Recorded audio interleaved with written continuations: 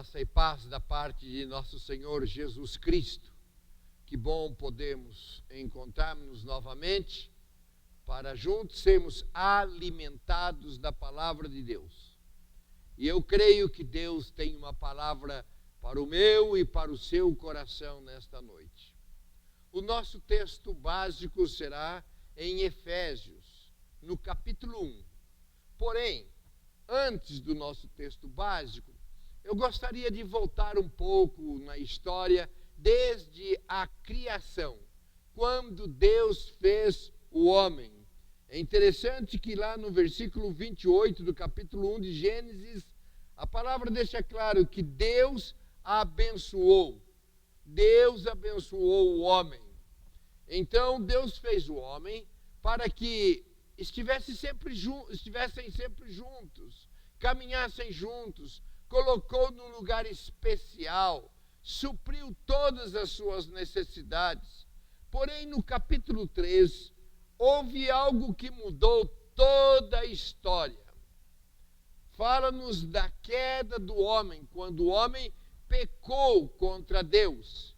E a partir da queda, já veio em seguida o homicídio, vieram todos os tipos de pecado. O homem afastou-se de Deus, Deus colocou o homem para fora do paraíso e o homem distanciou-se completamente de Deus. Ele pecou e Isaías 59, versículo 2, diz que as vossas iniquidades fazem separação entre o vosso Deus e os vossos pecados encobrem o seu rosto de vós, para que vos não ouça. Então vem toda essa história do homem longe de Deus, afastado de Deus, apartado de Deus. Porém, Deus não abandonou-nos em nossa situação decaída. Quando nós lemos, por exemplo, um texto muito significativo que está em Colossenses capítulo 1, versículo 13, que diz: Ele nos libertou do império das trevas e nos transportou para o reino do Filho do seu amor. Então ele nos tirou das trevas e nos trouxe para a luz. Ocorre então uma profunda mudança na vida de uma pessoa ao tornar-se cristã e passa de um reino para o outro reino, do reino das trevas para o reino de Deus. Isso é maravilhoso. E o que nós vamos ler em Efésios e estudar é a partir dessa mudança, quando deixamos o reino das trevas, quando deixamos o estado de separação de Deus, e em Cristo Jesus Ele faz algo extraordinário na nossa vida. Eu gostaria que agora você colocasse a mão no seu coração e nós vamos orar juntos. Querido Deus, em nome de Jesus, eu quero te pedir que tu ministres aos nossos corações, que tu fale-nos e que seja uma palavra da tua parte para o nosso coração. Que tu nos alimentes, que tu nos fortaleças e ao término, ó Deus, desta palavra, estejamos fortalecidos na nossa fé, agradecidos pelo que o Senhor fez e fará por nós. Manifesta-se em nossa vida através da tua palavra e do teu Espírito, em nome de Jesus. Amém. Então vamos lá para Efésios, no capítulo 1, no versículo 1, inicia Paulo, apóstolo de Cristo Jesus, pela vontade de Deus, aos santos que vivem em Éfeso e são fiéis em Cristo Jesus. Muito bem, quem são os destinatários desta carta? A quem foi endereçada? Aos santos. E é importante que nós entendamos que santos aqui não são pessoas canonizadas, mas pessoas vivas, separadas por Deus para viverem uma vida diferente. Diferente daquela vida após o pecado, distanciados de Deus, separados de Deus, agora são santos, separados para Deus. É diferente, separados de Deus e separados para Deus. Não é uma pessoa sem pecado, mas é um pecador salvo por Jesus. Lá em Levítico capítulo 20, versículo 26, nós encontramos o texto que diz: ser-me-eis santos, porque eu, o Senhor, sou santo, e separei-vos dos povos para serdes meus. É maravilhoso a gente entender isto, que pela graça e misericórdia de Deus, Ele nos tirou das trevas, da perdição e separou-nos para Ele. A partir do versículo 23 até o 12, ele fala de agradecimentos por bênçãos recebidas. O versículo 3, bendito seja o Deus e Pai de nosso Senhor Jesus Cristo, que nos abençoou com todas as bênçãos espirituais nas regiões celestiais em Cristo. Quando Paulo escreve esta carta, ele estava preso em Roma. E com certeza ele estava precisando de muitos bens materiais. Mas ele não fala de bens materiais, de bênçãos materiais, mas de bênçãos espirituais. Normalmente nós pensamos em bênçãos de Deus e reivindicamos ou pedimos bênçãos materiais. Sempre nós estamos com uma listinha de bênçãos materiais. Queremos um carro, uma casa, um celular novo, enfim, a nossa preocupação é sempre com bênçãos materiais. Mas Paulo, ele fala de bênçãos espirituais que nós temos em Cristo Jesus, que aliás são incomparáveis a qualquer riqueza ou bênçãos terrenas, porque o dinheiro não pode comprar as bênçãos espirituais. O dinheiro, quem sabe, ajuda, compra coisas materiais, mas as espirituais não se compra com dinheiro, não se compra com oferta. As bênçãos espirituais vêm das dadivosas mãos de Deus, vêm do céu. Dinheiro nenhum pode comprar a salvação, o perdão de pecado, nada da parte espiritual.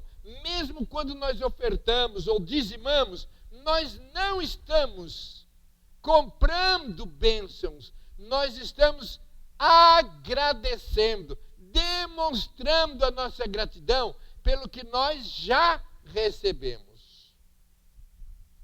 Quando foram planejadas essas bênçãos? O versículo 4 diz que foi antes da fundação do mundo. Antes de existirmos, Deus já havia providenciado essas bênçãos que agora nós estamos de posse delas. Deus já havia preparado. E quais são essas bênçãos? Então, daqui para frente, nós vamos trabalhar um pouco essas bênçãos espirituais. O versículo 5 diz: e nos predestinou para filhos de adoção por Jesus Cristo, para si mesmo, segundo o beneplácito de sua vontade. Então, a lista de bênçãos inicia afirmando que nós fomos escolhidos por Deus. E ser escolhido sempre nos faz muito bem. É uma sensação boa quando alguém acena para a gente e diz: quer fazer parte do nosso grupo? E foi isso que Deus em Cristo Jesus fez por nós. Quer fazer parte do meu povo? Quer fazer parte da minha igreja? Ele nos escolheu. Não que merecêssemos, mas pela graça. E há uma ênfase na soberania de Deus. Foi Ele quem nos escolheu. Em João 15,16 é bem claro isto. Diz assim: não fostes vós que escolhestes a mim. Pelo contrário, eu vos escolhi a vós outros. O pecador, por si mesmo, ele não toma iniciativa, ele não procura de Deus, não procura Deus, mesmo sentindo que esteja faltando alguma coisa, e às vezes até sabendo que isso que falta é Deus, ele por si só não toma iniciativa, é Deus, em seu amor, quem nos procura. Então, se hoje fazemos parte do povo de Deus, é porque Ele, pela sua graça, olhou para nós e, não vendo nada de bom em nós, nos amou, nos escolheu, nos chamou, nos salvou. Esta é uma das doutrinas mais profundas da fé cristã.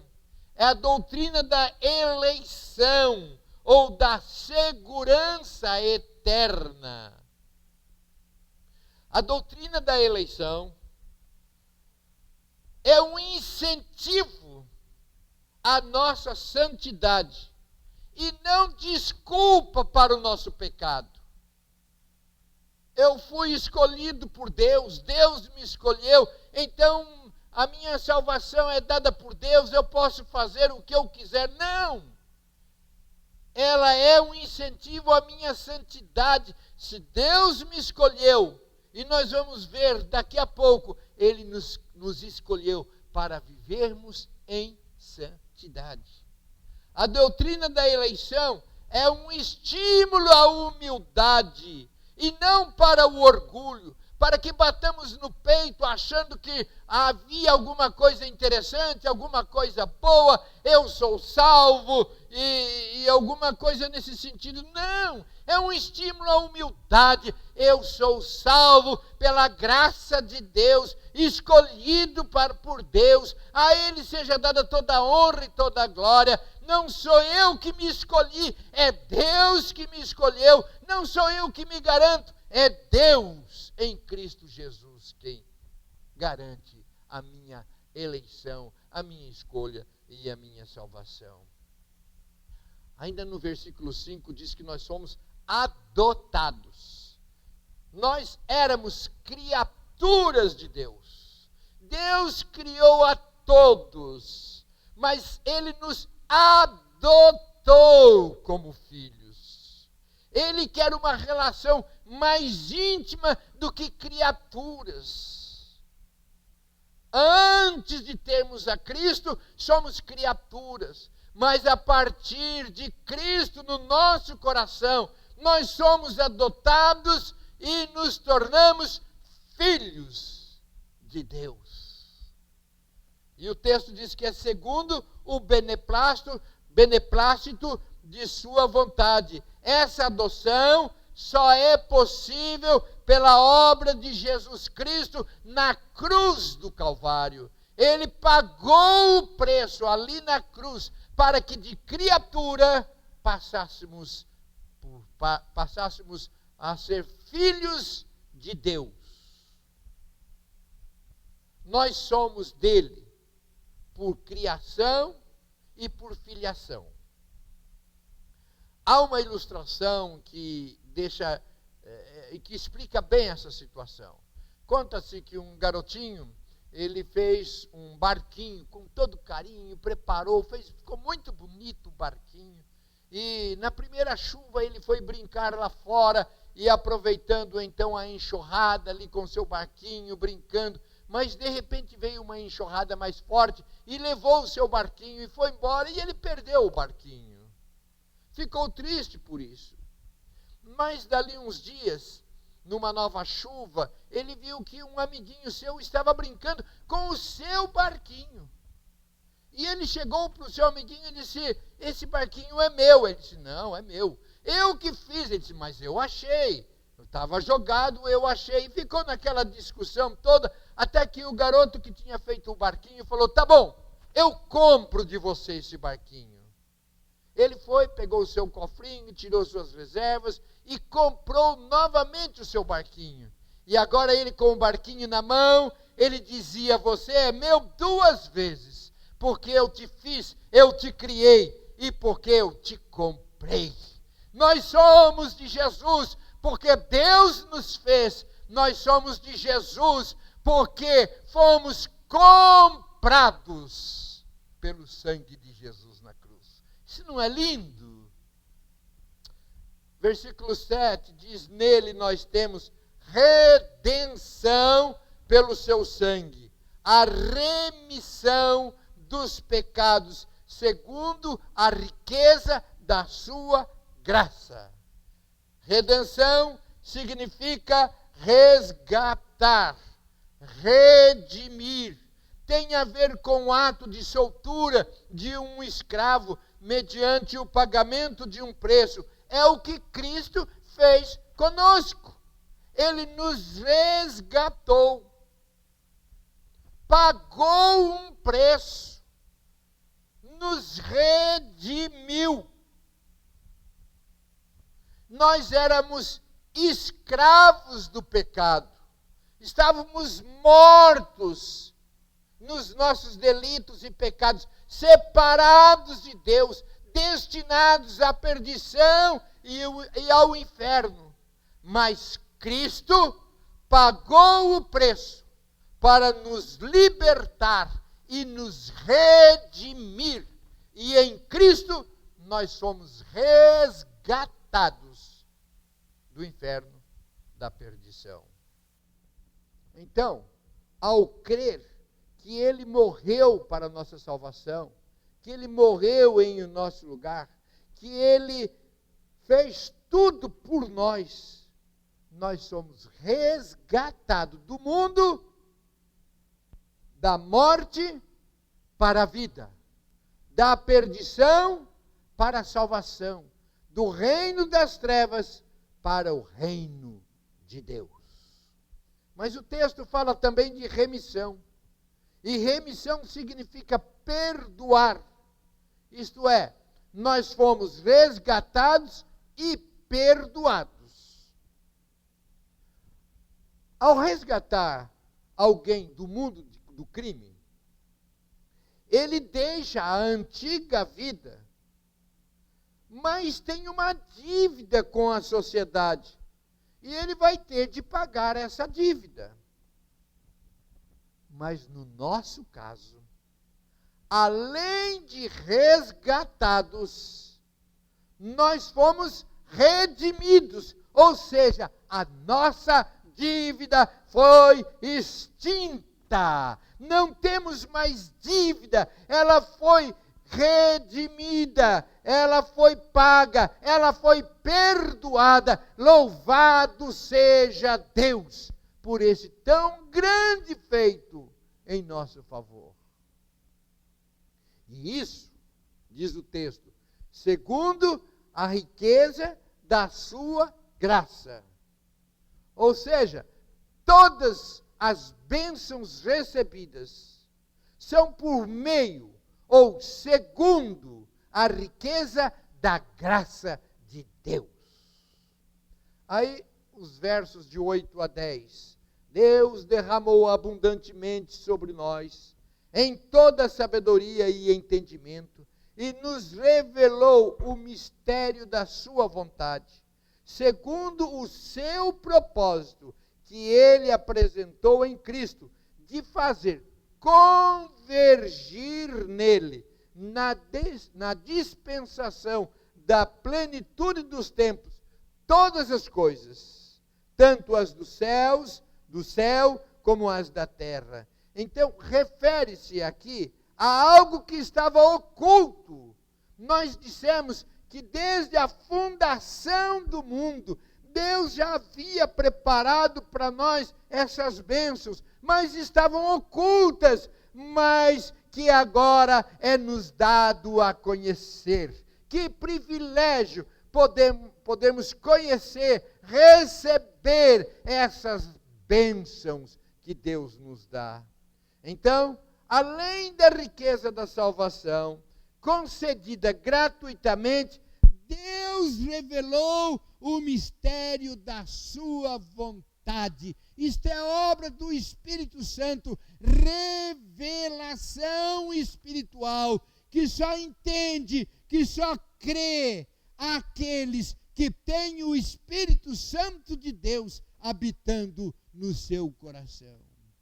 O texto diz em convergir nele, ou seja, ele centralizou todas as coisas em Cristo. Isso é bênção espiritual, porque simplifica tudo na nossa vida. Por quê? Porque tudo está ligado em Cristo. Todas as coisas, todas as nossas dependências, todas as bênçãos, tudo está centralizado em Cristo Jesus, que é o nosso Senhor, que é o nosso Salvador, e a quem nós pertencemos, e a quem damos honras e glórias, porque tudo está centralizado em Cristo Jesus.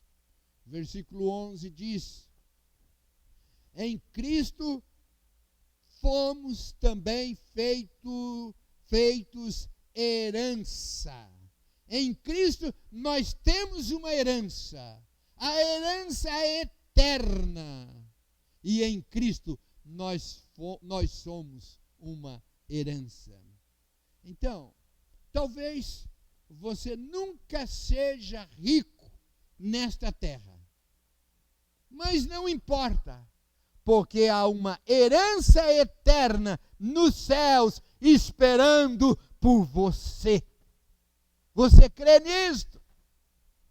Diga um amém bem forte, um glória a Deus. Nós temos uma herança prometida, uma herança eterna preparada para nós.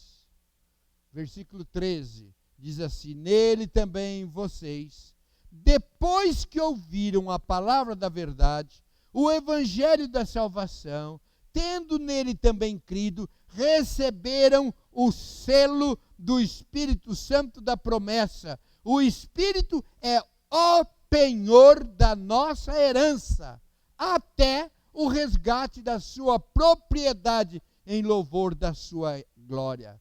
Então nós recebemos toda a herança e há um penhor. O que é o penhor? É uma garantia, é uma segurança. Então, o Espírito Santo é a garantia da nossa herança. Então nós podemos nos descansar em Cristo, porque a nossa segurança, a nossa herança, a nossa vida eterna está garantida e selada. É o penhor através do Espírito Santo. Indica que verdadeiramente nós pertencemos a Deus. Nós somos propriedade exclusiva de Deus. A salvação que temos nele é eterna, dada por ele e garantida por ele. Isso é maravilhoso. Nos tempos bíblicos, quando o rei queria garantir a sua propriedade, ele imprimia a marca do seu anel. O Espírito Santo é a marca que Deus colocou em nós. Quando nós temos Cristo, nós temos o Espírito Santo habitando, morando, residindo em nós. É a marca que Deus colocou em nós. No mundo espiritual, significa que nós somos propriedade exclusiva de Deus. Há uma proteção espiritual sobre a vida de todo cristão verdadeiro, e ninguém pode nos tirar da mão de Deus, porque essa segurança não depende de nós, depende do penhor do Espírito Santo que nos garante em Cristo Jesus, e a Ele seja dada toda a honra e toda a glória. Você, pensando nisso, precisa lembrar-se de quem é você em Cristo e como a sua vida é abençoada. Pense como isso se relaciona com as suas dificuldades, as suas lutas diárias. Mesmo pertencendo a Deus, neste mundo muitas vezes nós passamos por tribulações, por sofrimentos, mas nós nos lembramos que tem um Deus que nos amou e em Cristo Jesus nos redimiu e o Espírito Santo habita em nós e em Cristo Jesus somos mais do que vitoriosos. Isso nos anima, isso nos encoraja, isso nos fortalece. Assim, todo cristão deve ser um cidadão melhor. Não podemos viver da maneira que todos vivem. Dentro de nós há um selo, há uma vida diferente, há alguém que nos capacita a vivermos de forma alegre, feliz, encorajados, diferentes, esperançosos no que Deus tem feito e fará por nós. Com qual propósito Deus realiza tão grande obra em nós? Versículo 6 e versículo 12. O 6 diz assim: para louvor e glória da sua graça, pela qual nos fez agradáveis a si mesmo. Versículo 12, a fim de sermos para o louvor da sua glória. Então preste atenção. Deus nos salva com o propósito de que o louvemos, de que o glorifiquemos. É com esse propósito. A nossa vida deve ser constantemente glorificando a Deus. Não deve ter espaço na nossa vida de murmuração, de nhenhenhê. Não tem nada disso. Nós fomos criados para o louvor da glória de Deus e constantemente nós estamos, em todas as circunstâncias, louvando o Deus e Pai de nosso Senhor Jesus Cristo. Mas o versículo 4 também diz um outro motivo pelo qual Deus realiza tão grandes obras em nós. E o versículo 4, então, nos escolheu nele, antes da fundação do mundo, para sermos santos e irrepreensíveis perante Ele. A finalidade da escolha é para sermos santos e irrepreensíveis em sua presença. A nossa posição em Cristo deve moldar o nosso modo de agir. Esses dias eu ouvi alguém dizendo que Deus não nos fez para sermos evangélicos. Os evangélicos decoram algumas frases, alguns versículos, alguns cânticos. Mas temos visto evangélicos, ou pessoas que se dizem evangélicas, matarem marido, falcatrua, adulterar, roubar, mentir. Mas, queridos, nós fomos chamados, escolhidos para que sejamos santos. E aqueles que são realmente escolhidos, santos de Deus, têm uma vida bonita, uma vida limpa, uma vida coerente com o que fala, com o que prega, com o que crê e com o que vive. É isso que Ele espera de mim e de você. É isso que Ele espera dos salvos, dos escolhidos. Uma vida limpa, uma vida irrepreensível, uma vida santa, uma vida que agrade a Deus, uma vida que testemunhe a grandiosidade de Deus em nós. Mas eu quero caminhar para o final. Quando que essas bênçãos vêm na vida de uma pessoa? O versículo 13 diz que nele também fostes chamados, depois que ouviram a palavra da verdade, o evangelho da salvação, tendo nele também crido, receberam o selo do Espírito Santo da promessa. Então, nós recebemos essas bênçãos quando nós ouvimos e cremos na palavra da verdade, que é o Evangelho.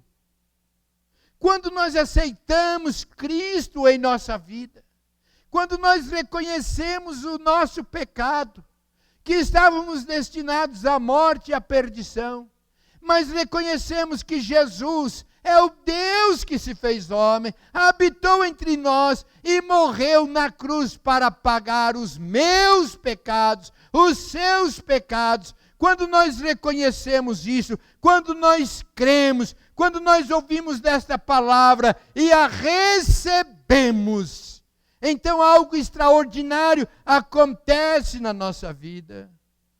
Se você já orou, já declarou, já confessou que Jesus Cristo é o Senhor da sua vida, você já ouviu e já recebeu a palavra da verdade, o evangelho da salvação, glorifique a Deus e com toda a humildade, reconhecendo que é da parte de Deus, mas exalte, agradeça. Muito obrigado, Senhor, por estas bênçãos constantes na minha vida.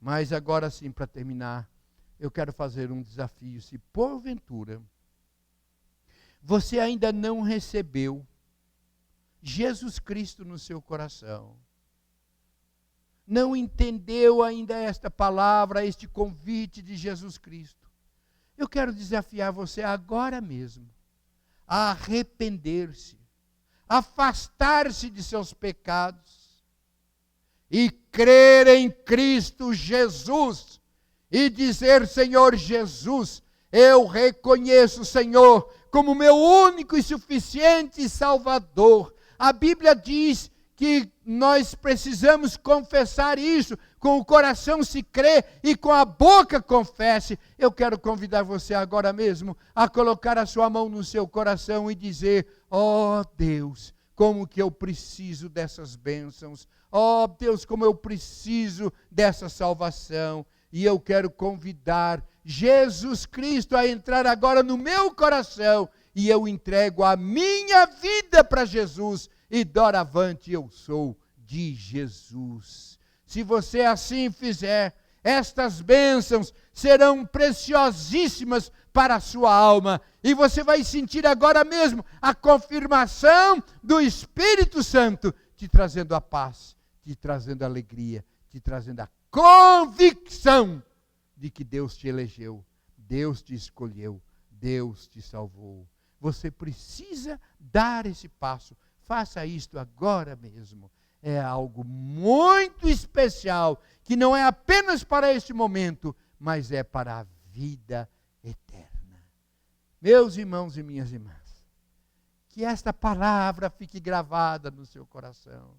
Você lembrando quem era você, qual era a situação sua de perdido, de decaído, mas que Cristo te trouxe para uma vida nova, uma vida abundante, uma vida eterna.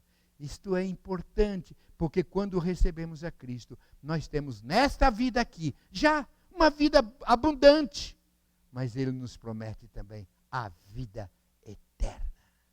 Querido Espírito Santo de Deus, que esta palavra não volte para o Senhor vazia. Muito obrigado pelo que o Senhor fez por nós, morrendo na cruz, e através desse sacrifício, tirando-nos da perdição para a salvação, do inferno para a vida eterna. Ó Espírito Santo de Deus, se porventura alguém está nos ouvindo e ainda não tomou essa posição diante do Senhor, que o teu Espírito Santo manifeste-se, ilumine a mente dele de fé e que haja salvação neste momento. Ajuda-nos a termos vida bonita, limpa, coerente, que agrade o Senhor, que glorifique o teu nome. Ajuda-nos a propagarmos este bendito Evangelho a toda criatura. Faz isto, Senhor. Eu oro em nome de Jesus. Amém e amém. Glória a Deus. Releia novamente esse texto. Vá grifando e tomando posse daquilo que Deus, em Cristo Jesus, preparou-nos. A Ele seja dada toda a honra e toda a glória.